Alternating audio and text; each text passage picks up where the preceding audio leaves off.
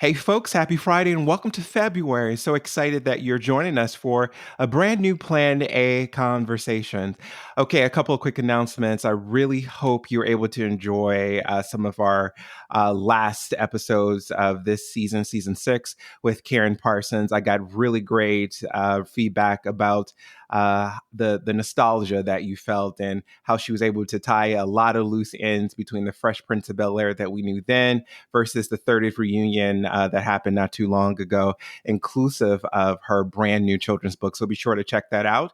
We also ended last week's episode with part two of the Barbara Chen story, how she's using purposeful policing, reimagining what that could look like for the world at large, especially in the United States. Again, it was a two-part series, and I hope you really enjoyed that. This is our last episode for season six. Who better to close the door than a brand new colleague that I was introduced to? I'll get into some of the nuances of our relationship in a little bit, but just want to let you know this podcast is sponsored by Mateo Records. Be sure to check out Joshua Mateo's CD and session wherever you buy music. And as I said, this will serve as the last episode for season six. And season seven, I'm so excited to welcome Gloria L. Williams. You might be like, her name sounds a little bit familiar. You know her as the Foot Nanny. She was made widely successful and popular by starting out at Harpo Studios as Oprah Winfrey's manicurist. And now she has created a multi-million-dollar company as the CEO and president of Foot Nanny. And she's going to share with us how that success story happened and all of the good things that she has in store for her journey and some tidbits that she can support us in building purposeful careers in life. So, you have any questions, be sure to drop me a line and let me know anything you want me to ask. For today's conversation, closing season six, I'm so excited to welcome Lan Tran to the show. We met through a mutual colleague, and she actually was on one of the last season. And it's been a great wealth of connecting, resourcing, and I've learned so much from this incredible woman. So welcome, Lan, to this conversation. Hi, Clay. How are you? I am completely honored to be wrapping up season six for you. Yeah. It's an honor. Lon, when you and I met, and of course I'll ask you to share a bit about what it is that you do. Um, I was really sort of impressed, and what's the word I'm looking for? I was excited to learn more about your experience in learning and development. Just the conversations that you and I have had offline, and how you've challenged me in my own personal journey. I'm curious to know, how would you define who you are in the world and the work that you do? So I'd say the professional bio is I am currently the head of governance, technology, and operations for learning and development at Kraft Heinz. So that means my team manages our learning ecosystem and everything that goes into our learning ecosystem to elevate our culture of learning at Kraft Heinz, as well as improving performance for our workforce. I say for me, I would say I am someone I would characterize over the last year who likes to do big things. I like to help make the impossible possible and help people make their dreams and visions come true. Make their dreams and their visions come true. And so, has this always been something that you've been interested in terms of having that visionary outlook on life? I think so. I just don't think it was until this year that I put words to it. But I definitely, through my upbringing, have always um, reached, I think, a very high bar, or what's expected to reach a very high bar. And so I think that's hard to break. And then as I've grown in my career, I really have been able to have, I would say I've been really blessed that I've been surrounded by people who are willing to be innovative and courageous and allowing me to be innovative, courageous, and trusting me to bring some inspiration to what they're trying to do. Yeah, bring some inspiration to what they're trying to do. So we have that professional ethos just working for us. How would you define who you are just as a person? As a person, I would say like my number one value is family. Anyone who Mm, knows me, whether in work, outside of work, there's like, I have a big family. We are around each other a lot. So this last year has been very strange for us. Um, and I tend to try to build families wherever I go. I remember maybe 11 or so years ago, maybe more now, I moved to Austin, where my family's in Chicago. And I really wasn't sure if I would stay in Austin for a long time. And I Really? was very blessed that one of my friends who I moved in with short time, like she and her family just adopted me. I mean, I think her kids would have been okay if I just lived with them for years. And I really think if she didn't give me that family feel, I'm not sure I would have stayed in Austin. And then I say in my work area, wherever I'm at, I tend to build families within my team. So I would say my current team, we are very much a family, and I would say any of them would say that when describing the team. Yeah, and that was my feeling when you and I connected. And I'll share the story a little bit later in the podcast, but you helped open my eyes to a blind spot that I did not know that I had when we first started engaging. But one thing that you said that I'm really curious about is making the impossible possible.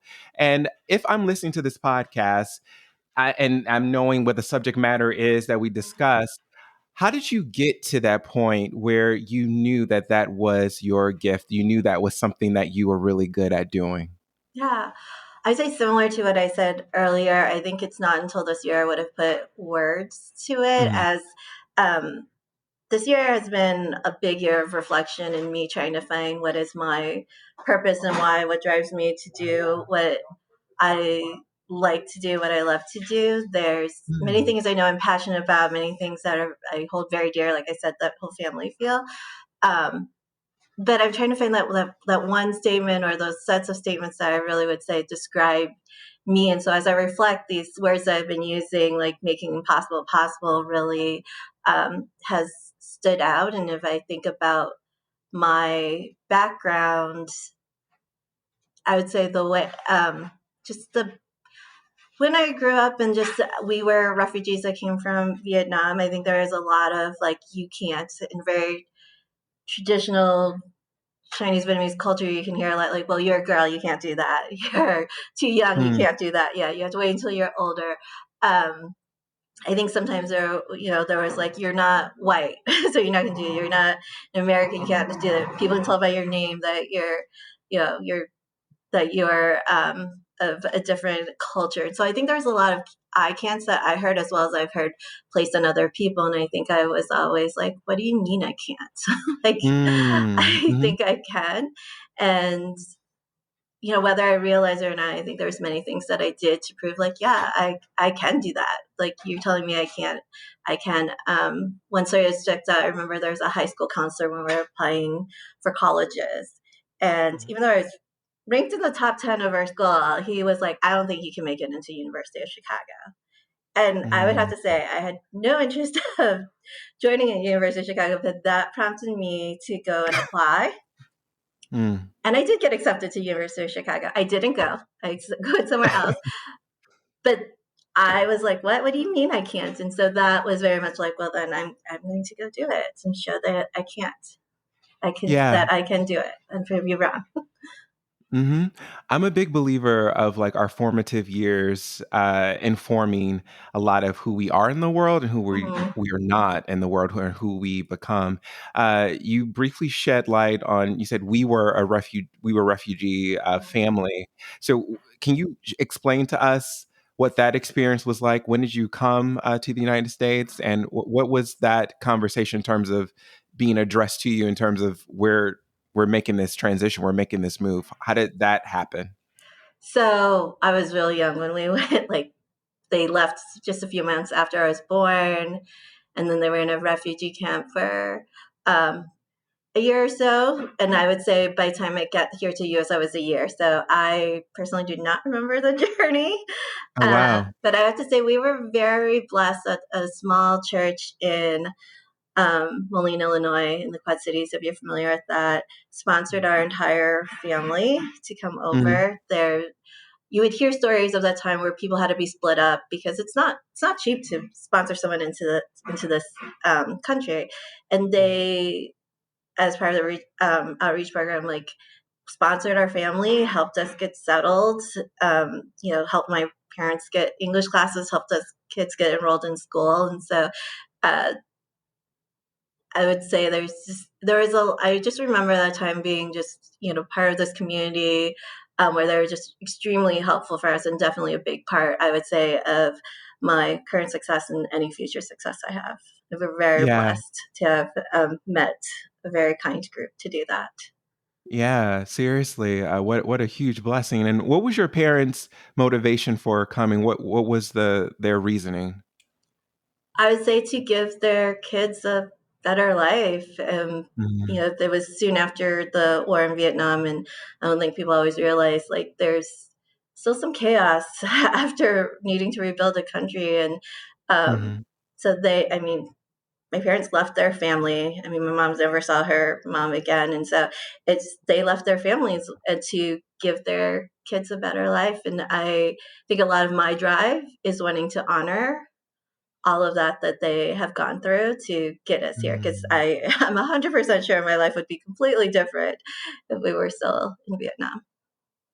Wow, Lon, I mean, that's what a story and a testament to family, to perseverance, to just having a vision, to be able to support your family to move to somewhere that provided a better opportunity. And for you, I guess growing up in the United States, what was your experience like with race in general? Did you have any? What was your sort of understanding of being Vietnamese? Yeah. I think what was hard is you go home and you're in a very traditional Asian culture where, like I said, like girls can do some things. There's many chores I had to do, and I didn't get paid. Where they're like, hey, I get an allowance. Some friends at school are like, I get an allowance every week. I just have to do this. I'm like, I don't get an allowance. I have to get Yeah. up and do it. And then you go to to a school where I have to say I wasn't even included in the percentage count. There were like X number of students are white, X number of students are black, X number of students Hispanic, and we were such a small population they didn't even really count us. Mm. But hearing things like, girls at certain age goes, oh, my dad says I can date when I'm 16. Or someone's like, my dad said I can date when I'm 18 or something. And I go home and I ask my mom, and she's like, you can date after you're married. And you're sitting there like, huh, Wow. how does that work? Yeah. So, I mean, things like that were definitely different and something that we had to get used to. So like where I think in American culture they allow their kids to like go to people's houses and stuff like that. That's not something we did too Mm. much. Thankfully, I have a lot of brothers and sisters, so we all played with each other. But I mean, at 8 years old, I knew how to make rice. I knew how to make a base Mm. bone broth, and that's just very much part of how I grew up. And it's definitely things like when you're doing that dual culture that you have to consider, but also makes me very much a part of me. I love the importance of family that comes out of the Asian culture, and that's something that we are very big on keeping amongst us siblings Mhm. as we get older and as we have the next generation coming up.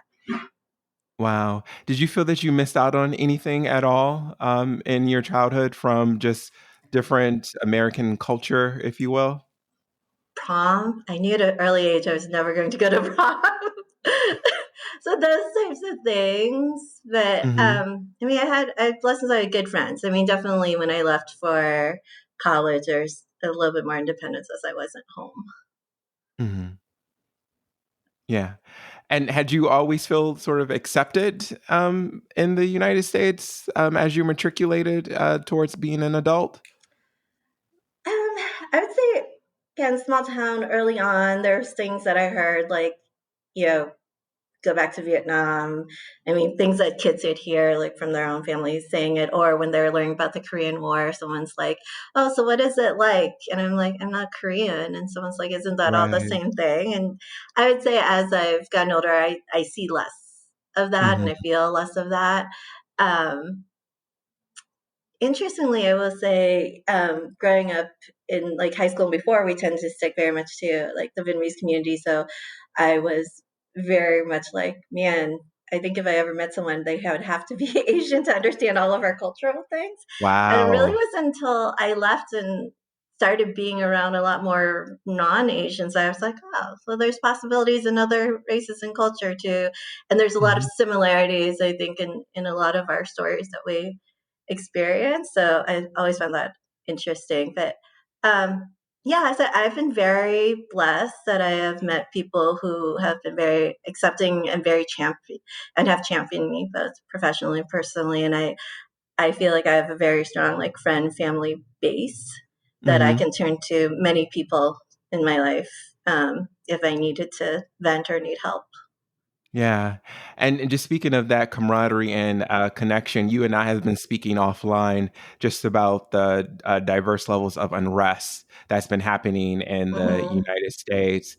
From your vantage point and just your perspective in general, what do you think is not happening in the conversation between the various groups of people who are either not feeling seen or people who are uh, utilizing their privilege in the world to to to, to keep people down and those kind of things. Like what do you think is missing from this uh, communal conversation? Probably the conversation, the communicating part of the conversation, right? I mean, I'm Mm, sure there's plenty who are not hearing, not listening, right? It's like you are so busy. I mean, many of us in conversations where it's like sometimes we're so busy thinking about how we're going to reply that we aren't actually hearing or listening to what the other person says. I think we aren't always recognizing some of the similarities we may have. mm, I think mm. many people are just wanting to live their best lives or trying to figure out how they can make it. And as we know in this world, there's many ways that you can go about that. And so I think people would be surprised some of the similarities we may have across groups and what we're trying to do in terms of living our best lives and supporting the people we love and ourselves. Hmm. And being someone who works in learning and development, I always think in the back of my mind of when I'm discussing or just thinking about you in particular. To me, you seem to have a really great gift with understanding humanity, with understanding how people communicate. What would you advise someone who is trying to figure out a way in which that they can learn how to sort of speak up for themselves and to share a bit of their story, a bit of their perspective when people aren't listening to them? If someone's not listening, I say keep trying. Sometimes try in a different way, trying to find out what analogy you can use that can resonate with this person. Um, and reflecting. I don't know if we always do enough reflecting on like your day and how you did and really taking a objective step back in terms of what was how could you have improved this situation, how could you have helped someone along in their journey and story, and sometimes also realizing that maybe now is not the right time, whoever. Right Mm, now sometimes this person may be in a space that they are not ready to hear and listen, in which mhm. case that has nothing to do with you or even them. It's just it's not the moment. So sometimes also waiting for what could feel like the right moment versus pushing it. And that's a big, I think, problem is a lot of people don't know how to take the personal out of being able to have these kind of Mhm. interpersonal conversations. How would you advise someone who just seems to be hitting up against the mat because they take every conversation personal. They don't know how to separate someone's experience of them versus the actual person that's in front of them. Yeah. I mean, not being in specific situations, it's hard to give feedback on that. I would say for me, what I do a lot is I turn to, um, for lack of better, my tribe. I mean, the group of people that I know who can help me, and different people play different roles, right? Like there's some friends I Mm, know, like they're better at giving me advice in certain areas versus others, and so on. But sometimes it's really talking through someone else and having them help you open your own eyes to what's going mm, on. mhm. Um, I found that it's really helpful. I am definitely a venter more than a journaler. And so I definitely talk it through things with many people that I trust who will give me, I know, authentic answers and who knows me and can say, hey, I know you tend to do Mm. this, maybe try something else, and they will give you advice. Or if they know the other person, sometimes they can, if you know someone who does communicate really well with this other person, coming to them for advice and means like, hey, you know, I'm running into this problem. What other ways can I communicate so that we have a better relationship or that we're communicating on this topic better? Yeah, so we're communicating on this topic better. And in your journey as you were matriculating from high school to college, Mhm. what were you setting out to do? What were you studying? What was your focus at the time? So when I left for college, I have to say I did know exactly what I want to do. Mhm. I think like most people, I was like, I just want to leave home. Um, so I mean, I knew I was, I did well in all my subjects. I was good at writing, good at math, and so I entered DePaul University as with no major. Mhm. And my older sister at the time happened to be hanging out with a lot of um, folks who are in IT, developers, QA folks. And so they're like, why don't you just try something in computer? So I took my first intro to HTML class at Mhm. DePaul, and I was like, oh, I like this. This is fun. And so then I just kept taking more. And the What did you like reason about it? I liked about it is the coding felt like a game, and where you're trying to hit at the end was basically like, reaching the top level of game, and your logistics and how you think about coding are just all the tools you use in the game. And Huh? there is nothing like the feeling when you've been working on a program when like, why doesn't it work? Why doesn't it work? Take a step back and then it finally works. Like you literally sit there like, oh my God, it works. And then seeing the excitement in people's faces when you show them something like, look what I just created or look what I just made happen. Wow. There was definitely a lot of excitement there. And I would say coding is like cooking for me many times where it's like you can get lost in it. So when I actually, Really? it's a stress relief moment. I don't know if you um, where you just kind of plug in and you just be very focused on what you're doing. I mean, you may have music on the background, you have no clue what's playing, but you're very focused on a moment. And then a few hours later, you can come out and I usually feel less stressed because for a moment, the world went away. That's Mm. how I feel about cooking as well. So, was IT and the coding specifically, would you say that that was a passion of yours before it became this thing of, "I wanna study this"? You know what? I don't think so because I didn't. I actually wasn't doing coding in high school. I mean, I know Mhm. that a lot of schools do it now. That's not really what we had too much of.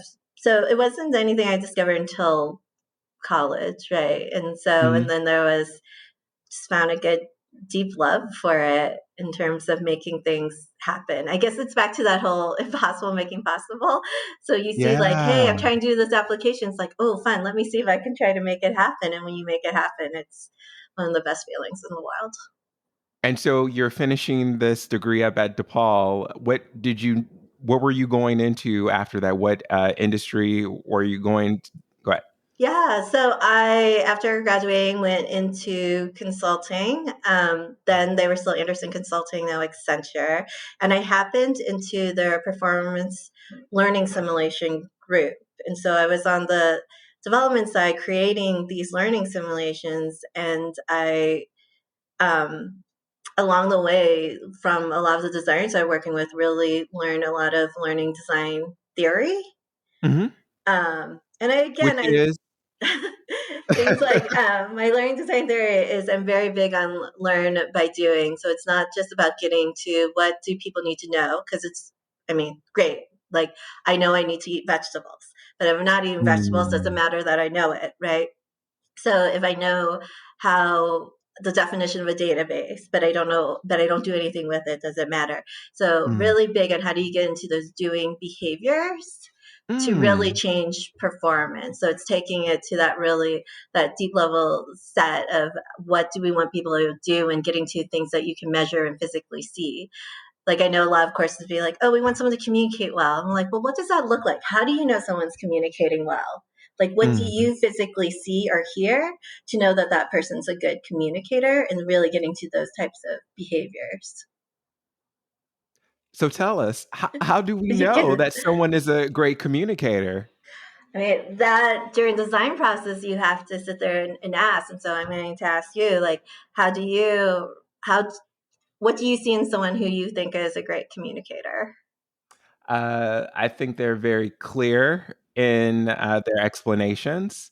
I think that there's tangible and practical takeaways at the very end of it. There's very clear direction that I'm able to receive, and I'm then able to then go and act on whatever they're sharing with me. Yeah. So what type of things do they say or do that make you feel like they're clear? uh, Direct communication. Their stories probably usually involved in their communication. Um, uh, they make me feel like I am a part of the conversation by asking questions of, "Are you understanding? Are you following?" Like things like that for me. Yeah. So those are the types of objectives that I would write down and create a course around and put you in scenarios that would help you go, oh, this is why it's important that I communicate clearly. This is Mm. why it's important that I do this. This is the impact if I don't do this. And really getting you to what I like to call authentic aha moments to Mhm. sit there and go, okay, this is why I need to make that change. Because as we know, people won't change unless they want to. And so you have to be able in the course drive a want to make that change. Okay. And so where then does the IT part of it come into play? So um, to me, technology is something that can help elevate the experience. So whether it's a tool that you're using in the course or it's the delivery mechanism what you're doing in the course.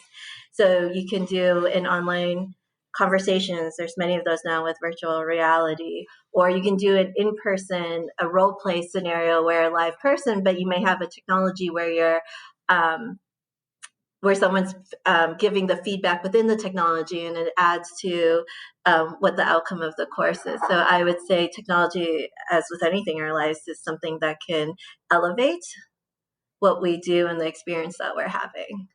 Yeah, elevate the experience that we're having. And I think of storytelling as a really big component of that. The number one sort of feedback I always get on this podcast about people, it's always their story resonated so heavily with me. Their story is just so Mm-hmm. incredible.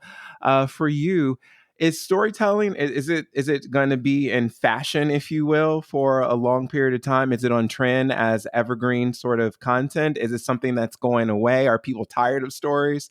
What's your thought?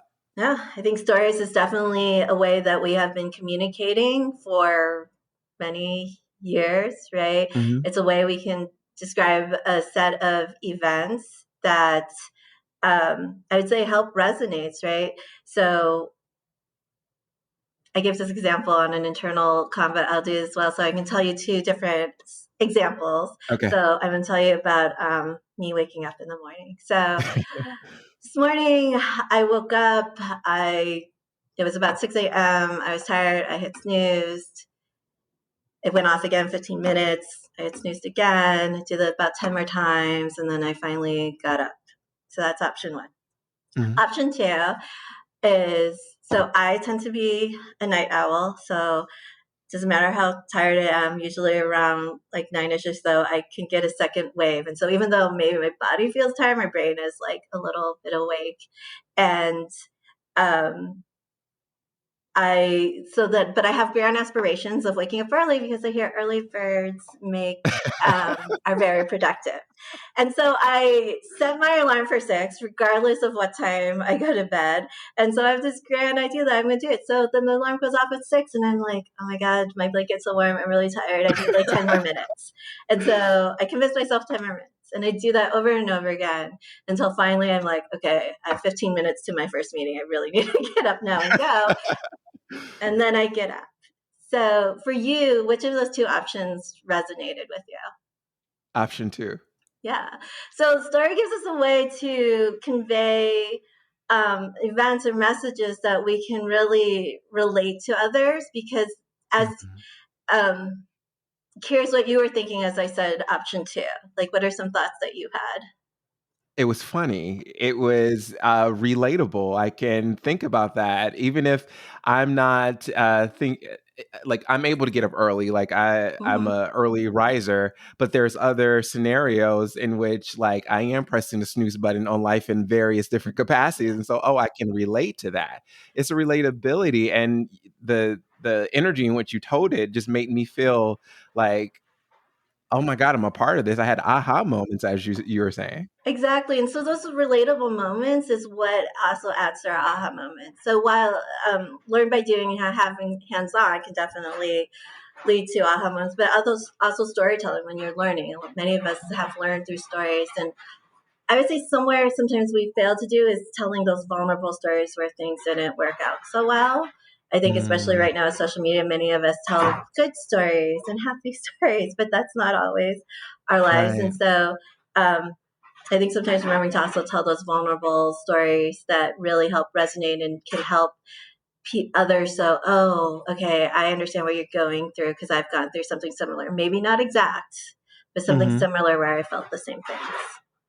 But what would you say to someone who feels that the story that they often tell is a story that's not doesn't resonate with, like, mainstream Mm-hmm. America, and their stories are often, denigrated, it's, othered, it's, not of importance, like, how do these people, continue to find space to share their stories and have it be valued?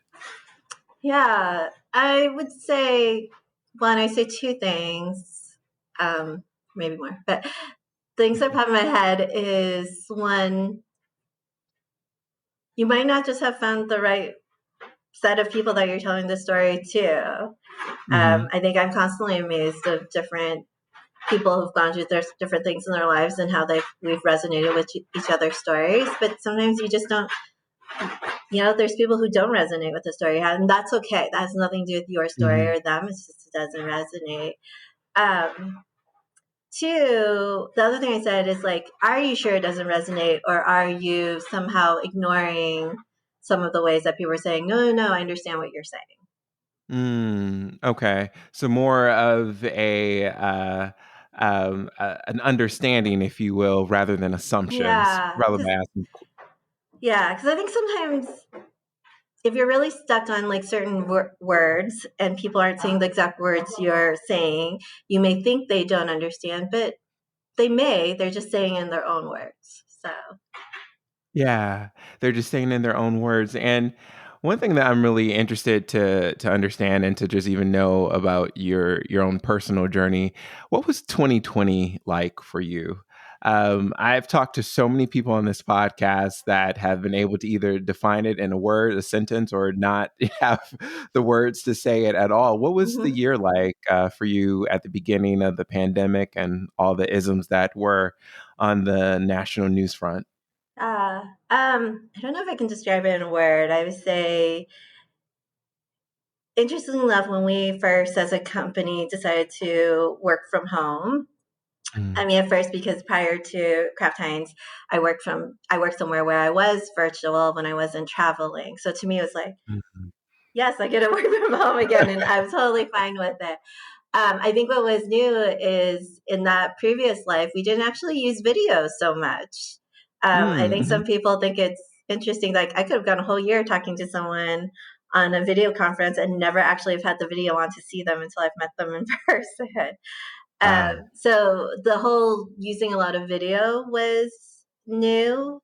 And I think you're trying to be like, when can you, when is it okay not to be on video? When should you be on video, and trying to manage your own energy around that. I think the other thing that was surprising is when we first started talking about work from home, and my boss was like, oh, should we have a daily check-in? I'm like, I don't think people would want to meet every single day. Like they probably have their Uh-huh. own things they want to do.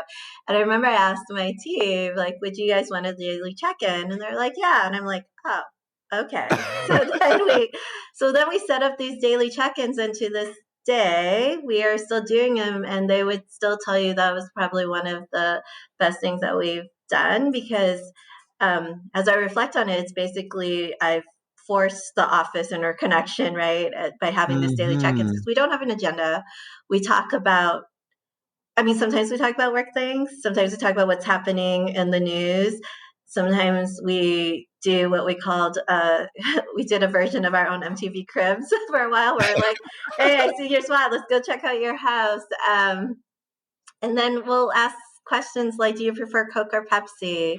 Um, yeah, what's your day like? So it's just those moments that we're recreating, and I think it's been one of the best meetings that I would say all of us have had. I would say as a whole, like working from home, like I said, wasn't a big change as I did it before. I think the first time it really hit me the difference was like I said, I came from a big family, and April sort of kicks off what I call our birthday season, where it feels Uh-huh. like there's a birthday like every weekend. And so we were always like together for some sort of family event. And Mhm. so I think for that to go virtual was a huge Mm. difference. So where we would have been like, oh man, seeing the family again. Now it's like, oh, I don't get to see the family now. And so that was, I would say that was has been the hardest part of the last year.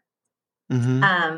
But yeah, I think that was my main thing. And of course, everything happening in the environment in terms of personally, Of that was the course. hardest thing to realize. Like, wow, not having all that family feel, and Mhm. honestly, going in this year, going no, I don't no one will have family, true big family time, Mhm. and then I also think in December realizing like my previous job, I traveled at least once a month, if not more. And I think I realized like, oh my God, I haven't traveled in 2 years. And so there's definitely been that part of missing going to a tropical beach or something somewhere. Yeah, I'm with you on that. I've been dreaming about that for the last couple of weeks. Yeah. Just in terms of, I guess maybe being centered or finding peace, if you will, and with throughout all that has been happening in the world at large, what sustains you? Like, what grounds you? Do you have any spiritual practices that you ascribe to? I definitely believe in a practice of gratitude. So Hmm. um, every morning I do, it's very short, it's a quick minute, but I do a quick like light an incense on my altar and say what I'm thankful for. And honestly, also ask for blessings for the day.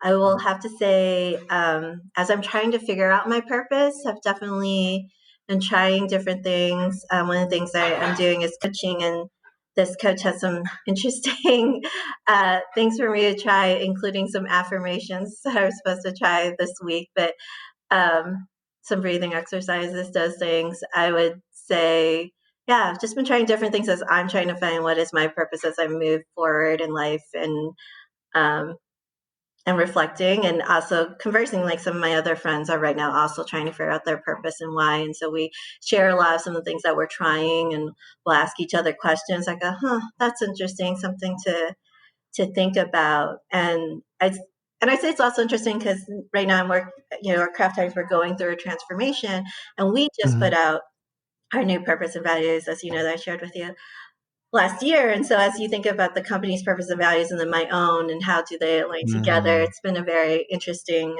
reflective year. And I think something I'm still continuing to reflect on. I'm curious to know, how do you define purpose? Like, what does that mean for you, and why is it important that you understand what that is for you personally? I would say I've been reading many different articles and books from Simon Sinek to others. And I think I mean, your purpose is definitely your why. I think Simon Sinek takes it to a bigger, like, what's your why in terms of pushing the larger community and group. Like he likes purposes of room from from reading his book. I do not know him personally, but from reading his books and taking his class. I think for me, it's so this last year, I was very blessed to be part of our first Women Accelerators. program called the Wheat Network at Kraft Heinz. Hmm. And one of the first activities we had was to reflect on our past, which is very easy for me, pretty reflective person. So that was easy for me to write. But then to also reflect on our future and like what career we want to be in, where we want to go, where position. And that part was hard. It was really Hmm. hard. And so I think that started the whole like where like what really drives us. Like I said, I have a lot of values like family, strong work ethics, all those, but really what really drives me to do the high quality work to support my team. And so right now I'm just really trying to find that why so that I can at least find direction for the next few years of how I want to direct my life. Like I mean, my life right now is directing fine, but like directing it purposefully, I guess, is Hmm. what I'd say. And directly and purposefully, how so?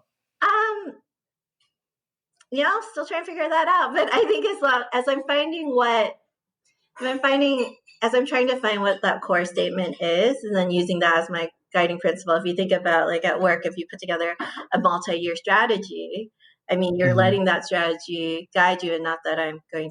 I know I may, but I'm not going to drive down a 5-year strategy myself. But being able to go, okay, I know that this is what, like, this is my calling. This is what I really was meant for here to do.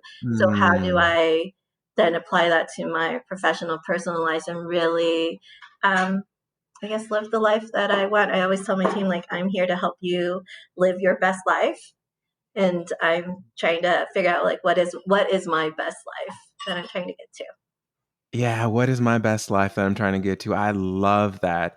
So many times people come on the podcast as guests and also people who are listening, and they'll say, if I don't have my purpose statement or my purpose figured out, can I still come on? Am I still a candidate to be? I'm like, no, these are the kind of conversations that I Mhm. think are really important because so many times people think, even, me as a communicator, as a coach, as a speaker, you have it all figured out. And that's really not always the case. And like you're saying, it's about having these vulnerable conversations and Mhm. being able to have a group or to be a team of people and just be able to have these conversations in an open-ended forum that supports, the whole. And we're running a little bit short on time, but I would really love to know, as at Kraft Heinz, what have you learned the Kraft Heinz Company, what have you learned most about yourself personally and professionally? Um, I would say personally, just I would say just how strong sense of family and my team is important to me. A lot of my career has been in more of consulting, where you may have that short team that you're working with, but you don't really have a team that you're growing with you. And I have really enjoyed this team that I work with and I support, and who is my family, and watching them grow. I did some big things last year in terms of rolling out a new evolution of our corporate university and doing a 24-hour learning event. And I say the greatest joy I had was watching this team elevate in their skills and what they can do, and Mm. reaching and realizing many of them can even go beyond what they thought they can do. I tell them constantly, like, reach beyond the stars. I'll pull you back if I need to, but you'll never know if you can reach that if you don't try. And so, so many of them like reflect on where they were at the beginning of the year, and then where they were at the end of the year really meant a lot to me. So I think personally, like really realizing that connection was important. And then I say both professional and personally, going back to things I said in the beginning, realizing I like helping people elevate and reaching their dreams and living best lives and making the impossible possible. And like I said, like I think there's so many times we say things that we can't, and then really realizing, no, you can do these things. Wow. And sometimes it takes a lot of work, but uh, I think when you reach them, it's definitely worth it. Lan, I can't imagine the kind of manager you are to your team. I hear so many horror stories from people who don't have inspirational and then aspirational leaders or managers in their company, and it really sounds like you are doing some really great work with your team. Oh, thank you. I hope so. I mean, they're a great team, and I mean, what they can do. I keep telling them like, at some point they're going to outgrow me. I'm very sad about that, but more than excited to hopefully be a big part of where they're going in their lives. I love that. So I already know there's going to be a part two conversation on, what is that purpose? What is that calling? What would that look like, as you form that throughout this year or whenever that actually happens for I'll you. let you Just know. You'll be one of the first to know when I find it. then you have to come back on the Yes, show. I do that. And so, on anybody that's interested in connecting with you or even learning more about the Kraft Heinz Company, where can they do that? I mean, it just sounds like an amazing company to work for, especially if they get to work for you. I'm just saying. Thanks. They can look me up on LinkedIn. If they look up Lan Tran at Kraft Heinz, they can definitely connect. I mean, if they're connected to you, they can probably easily find me and connect through there. LinkedIn is a great place to reach out to me. All right, folks. Lon, thank you so much for this conversation. Listen, this is the end of season 6. I could not think of anybody else to close this chapter with other than our guest for today. Of course, I'll have all of Lon's information at the base of the podcast. You can learn more about me by visiting clayswilliams.com. And I'm on all of your favorite social media by the handle of at Plan A with Clay. That's at Plan A with Clay. Remember, folks, Clay is with a K.